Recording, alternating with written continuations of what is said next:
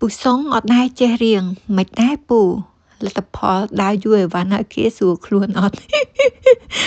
ព្រលឹមឡើងទៅសាញ៉ាំនំប៉័ងផឹកកាហ្វេមួយមិត្តភ័ក្តិហើយក៏មកដល់ផ្ទះវិញអញ្ចឹងណាស្រាប់តែឲ្យពូសុងថាអូយនៅផ្ទះទៅអីអូនមកតដើរហាត់ប្រាណចែថាមិនទៅទេទៅអីគាត់ថាមកថាហាត់ប្រាណឲ្យស្រកក្បាលពោះហើយមានតែនាំចែទៅហាត់ប្រាណនៅ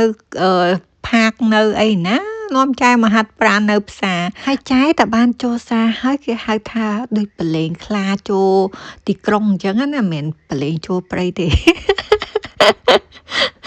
និយាយទៅចែឲ្យតែចូលសារដឹងតែឃើញនេះឃើញនោះអញ្ចឹងហ្មងមានអាទិត្យមុនអញ្ចឹងដែរហាត់ប្រាណនាំចែមកសារនឹងទៀត